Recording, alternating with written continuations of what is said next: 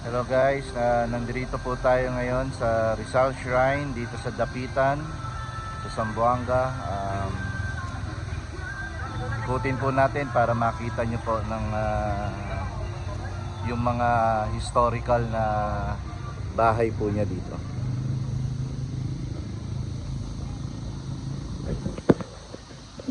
Ayan po yung museum ni Jose Rizal. Ayan po.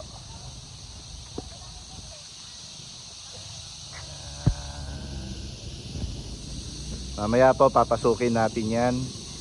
Unahin muna po natin yung mga nipahat.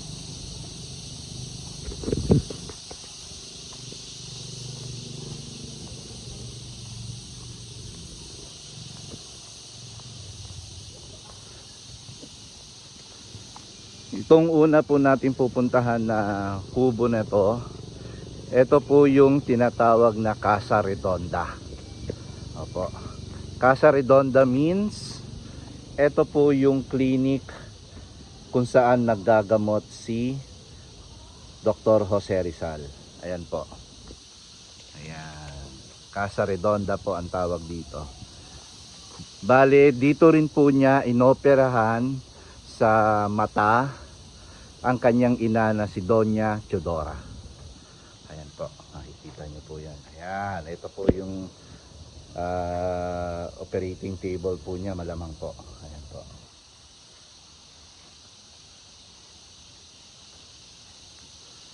Ayan, ito po ang kanyang clinic. So lilipat naman po tayo dun sa iba pang mga kubo niya. Ayan, napakaganda po rito. Napaka maaliwalas, para kang nasa gubat na merong may mga nipahat, parang ganon.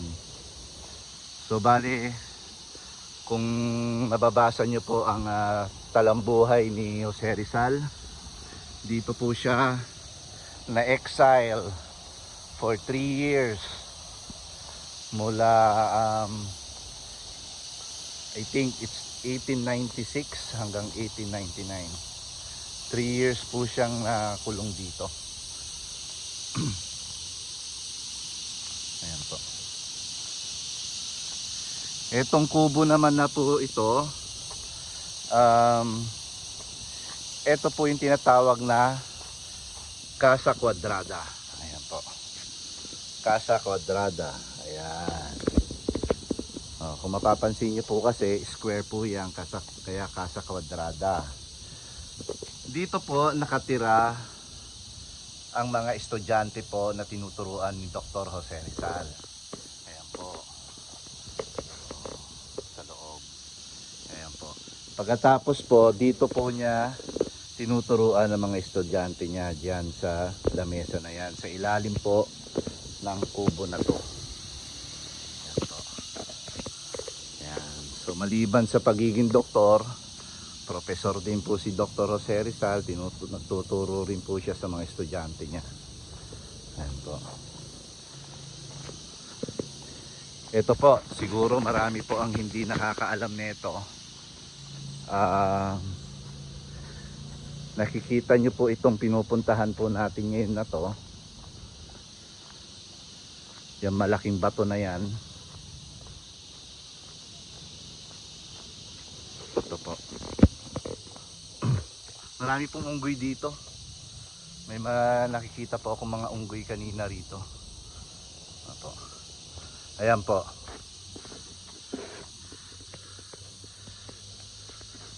Ito po, ang tawag po dito is bato ng Mi Retiro. Ayan po.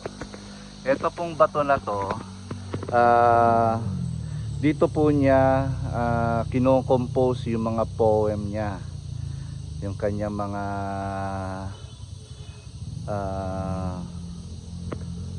poem para sa kanyang para sa kanyang minamahal na si Josephine Bracken. Yan, dito po sila madalas tumatambay ni Dr. Jose Rizal habang gumagawa po siya ng kanyang mga poem. Isa sa mga pinakamahaba niyang poem dito po niya ginawa. Ayan po. Ito po ang tambayan nila. So makikita nyo po dito, nasa taas po ako ngayon. Napakaganda po ng tanawin po dito, dagat na po yan. Ayan, di ba po, napakaganda rito sa Rizal Shrine. Ayan, dito ang tagpuan nila ng kanyang minamahal na si Josephine Bracken. Check po natin kung makikita natin yung mga unggoy ha.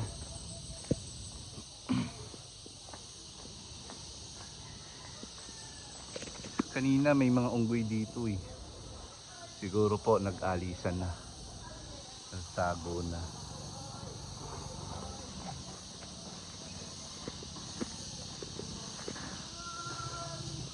So, wala po sila. So, punta po tayo ron sa iba pang kubo.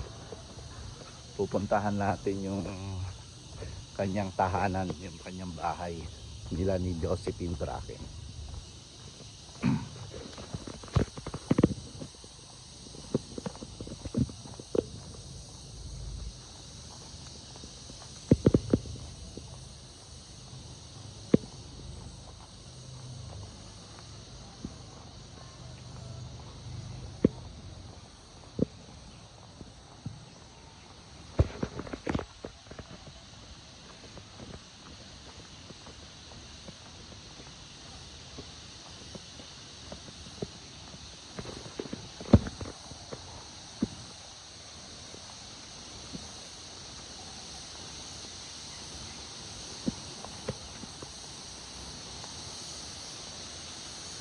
Ayan. Napaka ano pa po dito, para kang nasa gubat na merong isang community. Ayan po, ayan isusumpo natin. Kung makikita nyo po, ayan po yung dalawang kubo, kung tawagin nila is Casa Silud. Opo. Yan po yung ano, ang ibig sabihin po niyan, yan po yung kung saan po yung mga may sakit, diyan po naka-confine. Diyan po dinadala. Sa isang pambabae, sa isang panlalaki. Casa Silud po ang tawag diyan. Opo, yan kumbaga yung kanilang ward, kumbaga sa ospital. Diyan po nagpapagaling yung mga may sakit. Ayan po. Sa dalawang kubo na yan. Opo. Punta naman po tayo rito. Oh, kita nyo? Nakita nyo yung umaagos na sapa na yan. Ayan po, oh, napakalakas oh. Ayan po. Diretso po yan lahat sa dagat po. Ayan. Nanggagaling po yan doon sa tuktok ng bundok po. Doon po yan nanggagaling. Pababa po yan papunta sa dagat. Napakaganda po, di ba?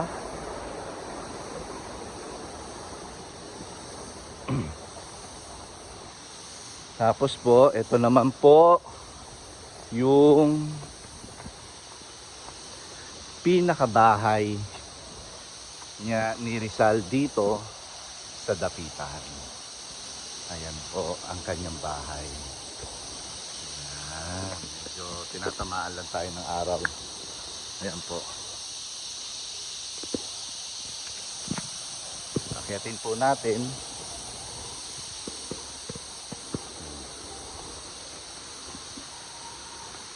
Ayan po.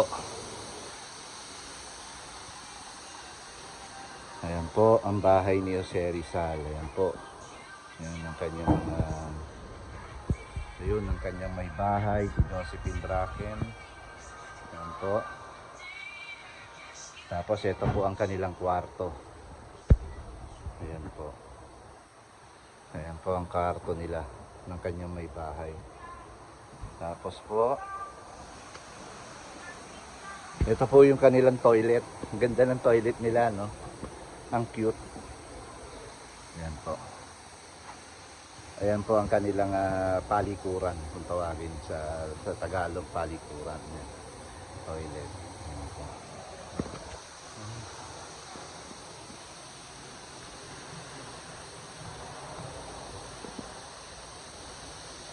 Ayan po ang kanyang veranda. Siguro po dito niya tinitipon mga bisita niya. Ganyan. Ganda, di ba? O, dito naman po ang lutuan. Kasi mapapansin nyo sa loob ng bahay niya wala pong lutuan. Dito po lahat niluluto. Ayan po ang mga lutuan niya. Ayan po. Mga panga. Ayan po ang lutuan niya. And then si Dr. Jose Rizal, mahilig din po mag-alaga ng hayop. Kaya dito po makikita nyo, meron din siyang, ayan po, diyan po niya kinukulong yung kanyang mga alagang manok. Ayan, poultry house po kung tawagin yan. Dito, yan po, poultry house po niya yan. Yan. Kita nyo, napaka masukal pa po, ano? Oh. Galing.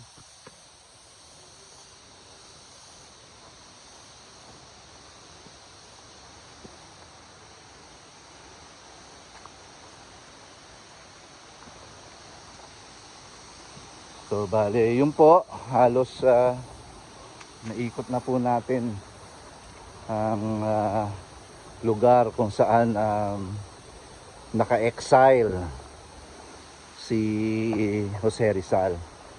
Hindi po natin masasabi na si Jose Rizal ay ikinulong dito. Naka-exile lang po siya kasi ang sabi po nila dito sa Dapitan, nakakalabas naman daw po ng lugar na to si Jose Rizal. Nagpupunta po rin sa simbahan para magsimba, which is sa labas po nitong compound na to. Kaya ayun, maswerte po ako at nagkaroon po ako ng chance na mapuntahan ito na bibihira po para sa isang Pilipino siguro. Dahil unang-una, pag pupunta ka rito, either mag-aeroplano ka or magbabarko po siguro. Kaya I took the chance para ikutin po itong lugar na to ng ating pambansang bayani na si Dr. Jose Rizal.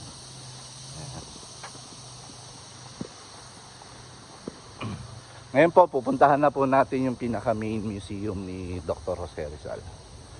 Nandun po, may mga makikita pa tayong mga damit na sinusuot ni Dr. Jose Rizal.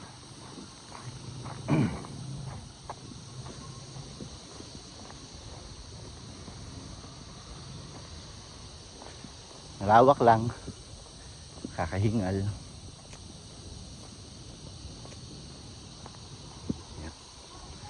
Tatasok po tayo. Ayan na po ang museum ni Dr. Jose Rizal. Ayan po.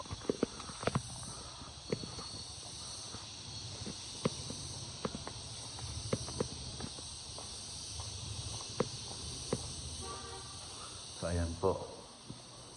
Ito po yung mga damit na sinuot po ni Dr. Jose Rizal. Ayan po.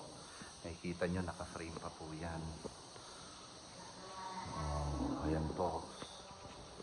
Amerikano ni Dr. Jose Rizal.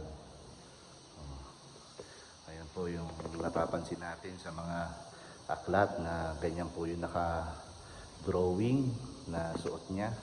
Ito na po yung actual na damit. Ayan po.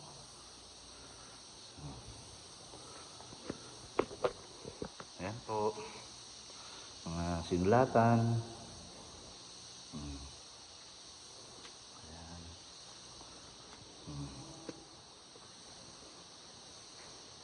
Ayan, makikita niyo po.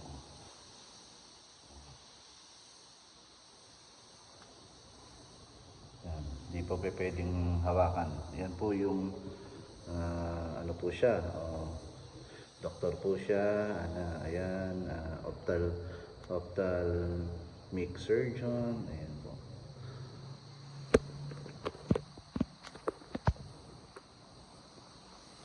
Ayan po. So, akit po tayo ron sa taas. Meron pa po ito sa taas eh.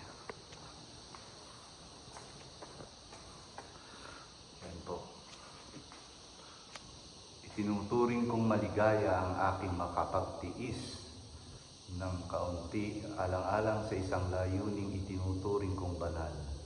Liham ni Rizal kay Padre Pablo Pasteles.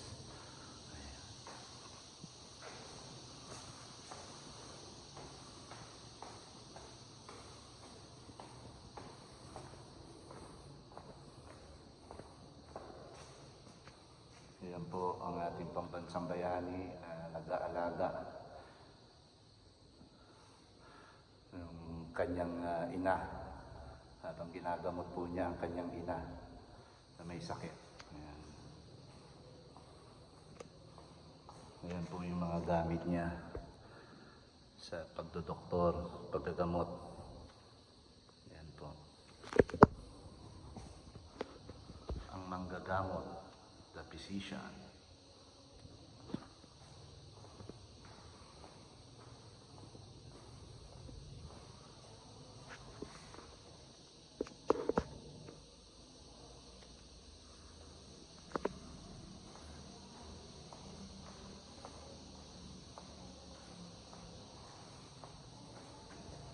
Ayan naman po yung mga gamit niya na chilyo.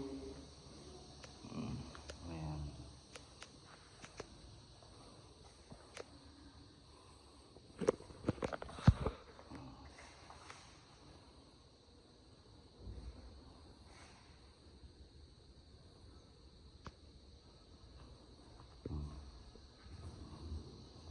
Yan, mga koleksyon ng mga shells ni Dr. Jose Rizal. Ayan po.